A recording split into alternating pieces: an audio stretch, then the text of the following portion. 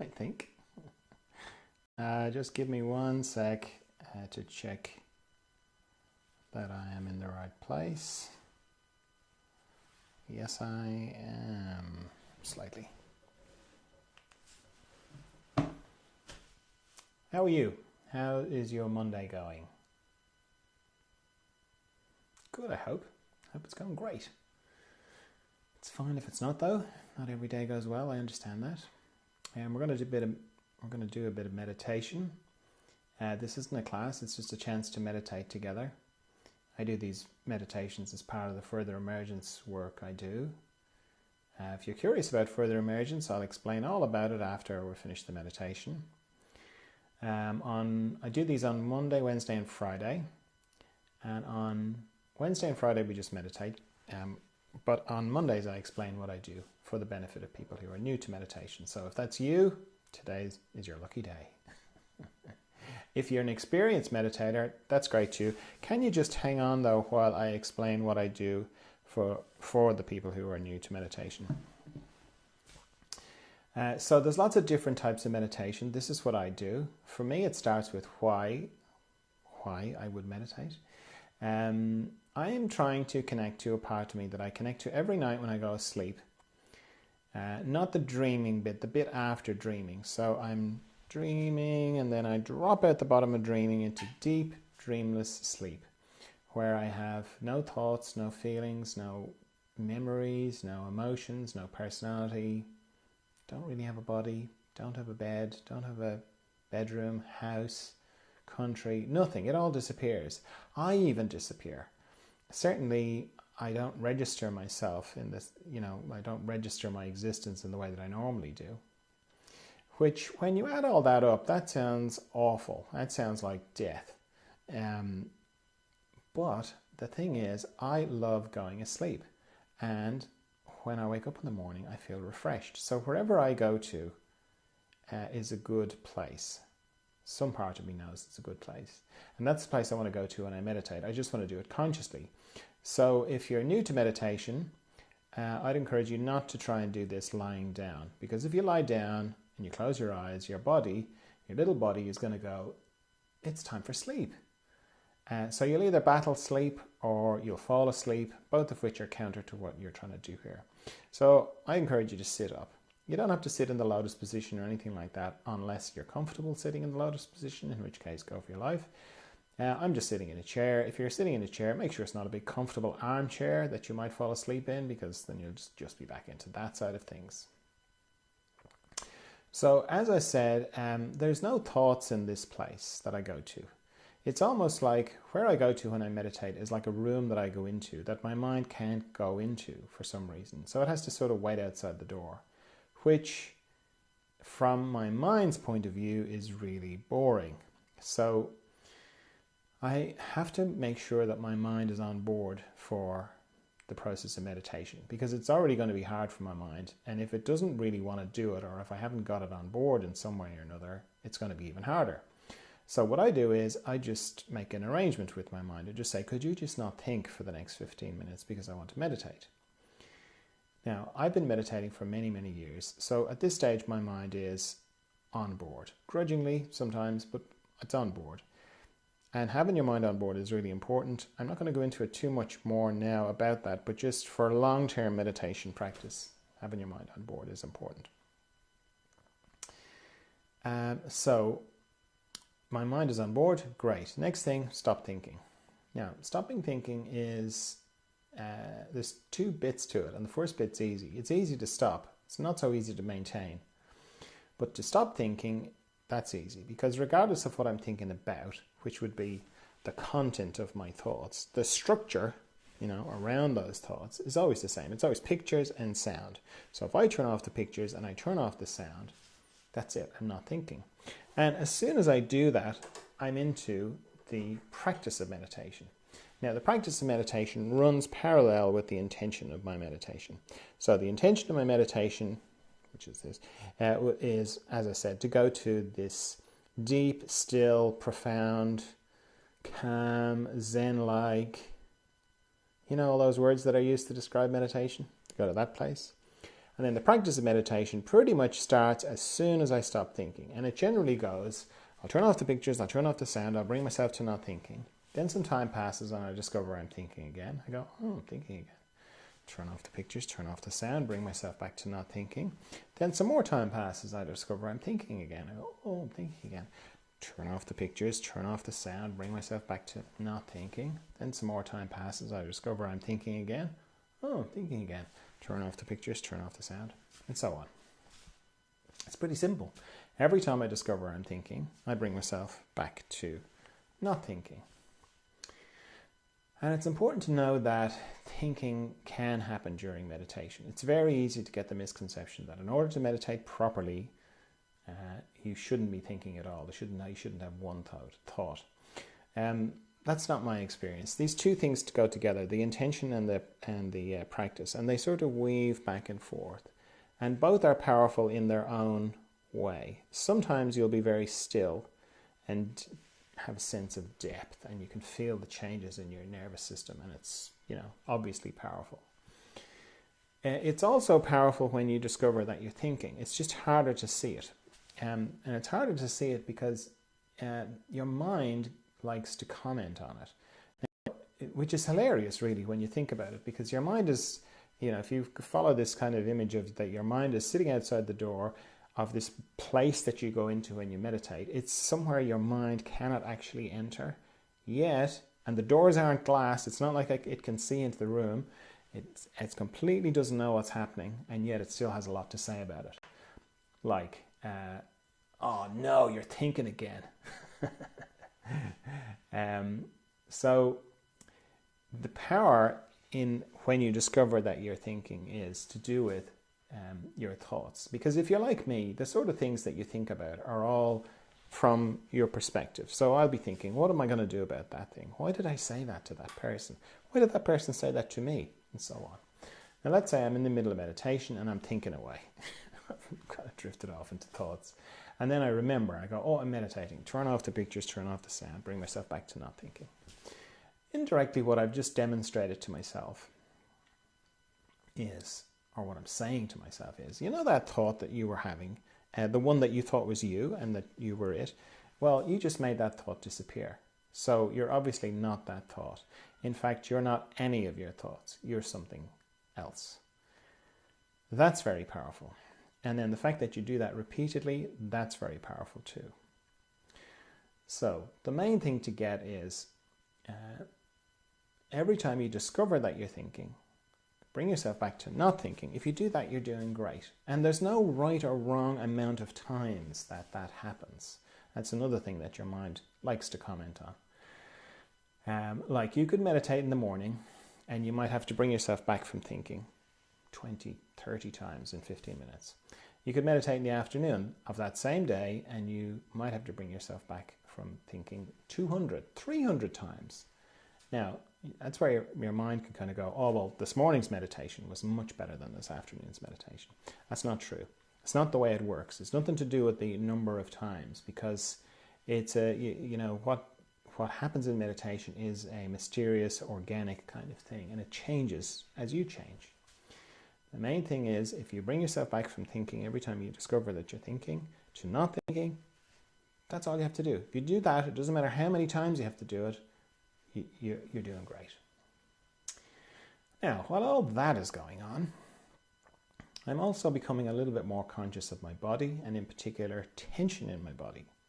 So I am sort of scanning my body, not with my mind, just with the sensation. I'm just scanning the sensation up and down my body, very slowly, very gently. Anywhere I find tension, I'm letting it go. And I'm using my out breath to let it go. Because it's natural to just breathe it away.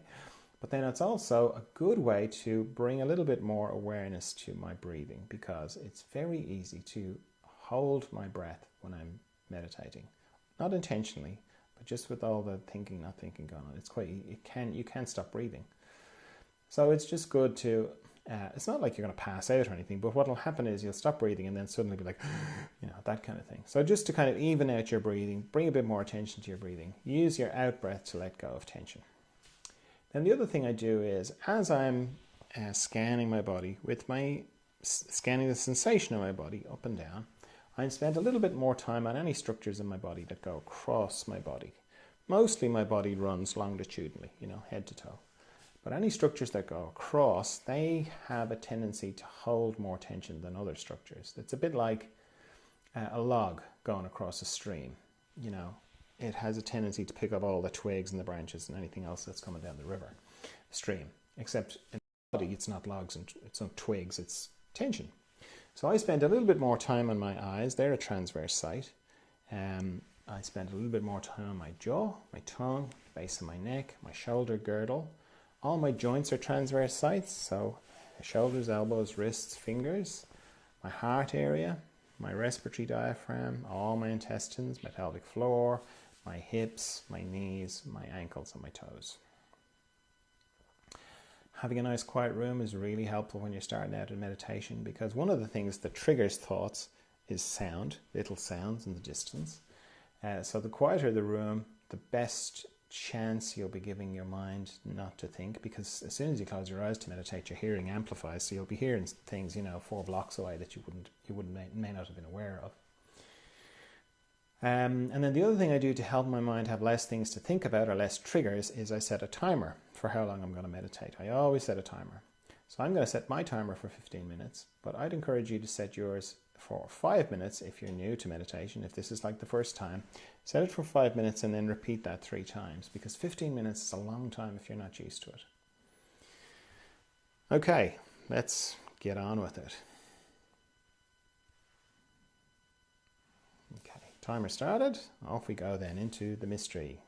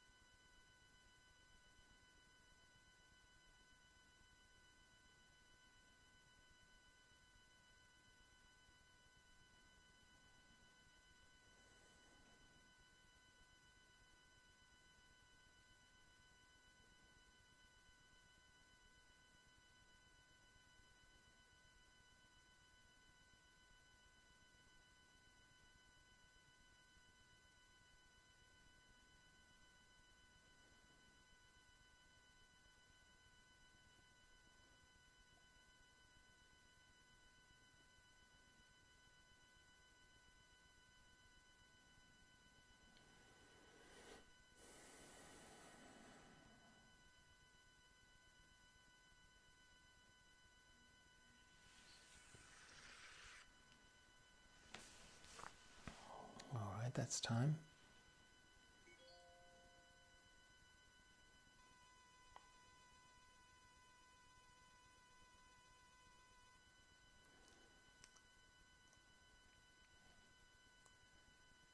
How was that?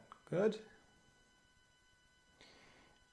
As I say on Wednesday and Fridays, sometimes people just have it on the background. They don't actually do the meditation, which is fine. It's like having the sound of rain on or something, you know. Further emergence has to do with growth, inner growth, growth in consciousness, growth in awareness. You could call it spiritual growth if you want. And the idea is that your body stops growing when you become an adult, but you keep growing on the inside. That doesn't stop. That goes on your whole life. You only have to think about who you were 5 years ago, 10 years ago. It's kind of obvious that you're growing. And just like when you were a kid and you went through a period of accelerated growth, you know, what is called a growth spurt, you go through growth spurts on the inside as well. And they continue for your whole life as well. The big difference is that when you went through a growth spurt when you were a kid and maybe you had some pains in your shins or somewhere and you went to your parents and said, oh, my shins are killing me or whatever, your parents wouldn't have rushed you to hospital. They wouldn't have even called the doctor. They would have just said, oh yeah, you're going through a growth spurt. It's natural. Those are called growing pains. They'll pass. I know they're difficult, but they'll pass and everything's okay. When you're going through an inner growth spurt and you're 35 or you're 55 or you're 25, it's much harder to know that it's natural and it's normal and it'll pass. There's a much bigger space to feel like there's something wrong, I'm broken in some way, and this isn't normal. So the overarching focus with further emergence is to support growth, inner growth, growth in consciousness. And then specifically to help in those times when there's a growth spurt going on, because they can be really difficult, and they can be really difficult, and they can show up in lots of different ways. They're almost as individual as people are. Some of the, common kind of things are feeling dislocated in your life, meaning you sort of wake up. It can happen where you wake up one day and you're just like, I don't recognize myself. I don't recognize myself in my life. Who am I? Who are these people? What's going on? Whereas yesterday everything was great. It can feel very isolating. It can really feel like you're on your own, because if you are the only person who's gone through a growth spurt, everyone else just won't get what you're talking about. And it can manifest physically as well. You can have physical symptoms as well, where it's almost like your body is trying to get your attention, or you are trying to get your own attention through your body, through using your body. So yeah, lots of different ways, and it can be very hard. I know this because I've been through it myself loads of times, and I've helped loads of people through it as well. So these meditations are part of that support, because the more familiar you are with your inner landscape, the easier it is to navigate inner growth spurts. Meditation is a great tool to help with that process. There's a retreat. I do a retreat every month, last Saturday of every month. The next retreat is this coming Saturday, the last Saturday in November. And the retreats last sort of half a day, around 4 hours, and we do 3 longish meditations in it, and there's a chance to ask questions and share and talk and hear other people and realize you're not on your own, that there are other people going through a similar kind of thing. That's very helpful as well. You can listen to some of those on the podcast, the Further Emergence podcast, or the YouTube channel. You can see some clips from older ones. I work with people one-to-one as well. One-to-one work is very helpful because you get very specific feedback about your situation and what's going on for you. Because as I say, the way it manifests is very different from person to person. And I've written some books as well, all around the subject of further emergence in one from different angles. So yeah, there's lots of support there if you need it. And if you're still with me, if you still watch the video, you're still with the live stream, then maybe some part of you is resonating, going, yeah, something to this. This is ringing a bell on the inside. I'd let that part of you decide what the next thing to do for you is. Whether it's some getting in touch with some one-to-one work, coming to the retreat, watching the video, doing some more meditation, that part of you will know what to do. Okay.